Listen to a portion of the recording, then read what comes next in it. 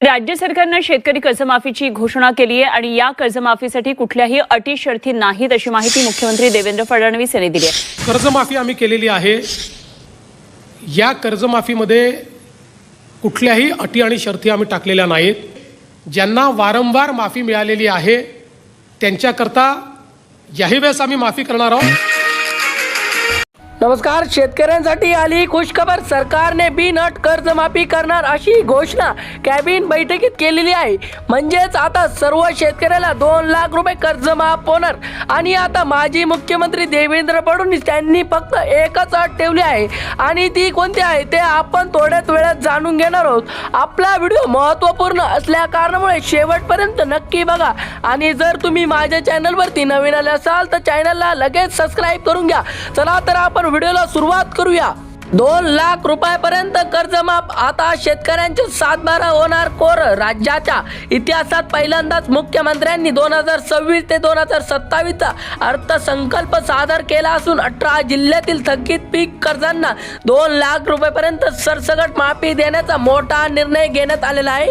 50% शेतकरी या निर्णयामुळे आनंदी झालेले आहेत, तर सुमारे 16 लाख शेतकरी तांत्रिक नियमामुळे अपात्र ठरले आहेत। तर ते शेतकरी पात्र होतील का असाही प्रश्न सर्व शेतकरी विचारत आहे। व छत्रपती संभाजीनगर आणि जालना या जिल्ह्यामध्ये सध्या बँकच्या बाहेर शेतकऱ्यांची मोठी गर्दी पाहायला मिळत आहे।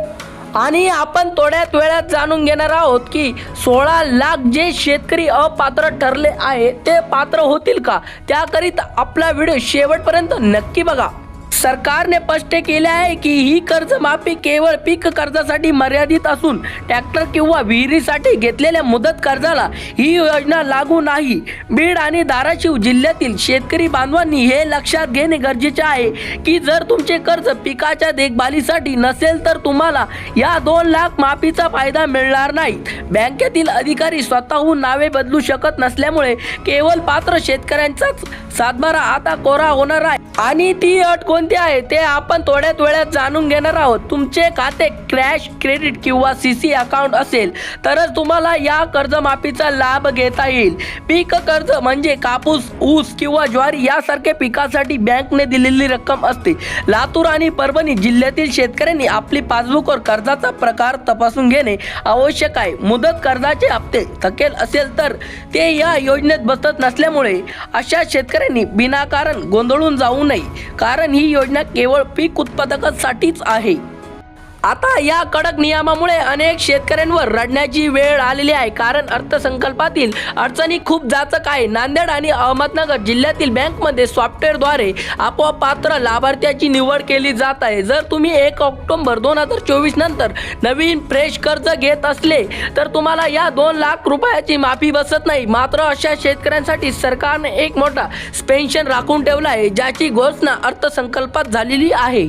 दुर्गम भागातील गडचिरोली आणि गोंदिया सारख्या जिल्ह्यांमध्ये या योजनेची अंमलबजावणी करण्यासाठी विशेष शिबिरे आयोजित केली जात आहे। अहिल्यादेवी होळकर कर्जमाफी योजनेअंतर्गत 2 लाख रुपये कर्ज माफ होण्यासाठी आधार प्रमाणीकरण करणे अत्यंत आवश्यक आहे। ज्या शेतकऱ्यांनी गेल्या 2-3 वर्षांपासून कर्ज काढून ठेवले आहे आणि 1ही रुपया भरला नाही त्यांचा 7/12 या योजनेमुळे पूर्णपणे कोरा होणार आहे। धन्यवाद।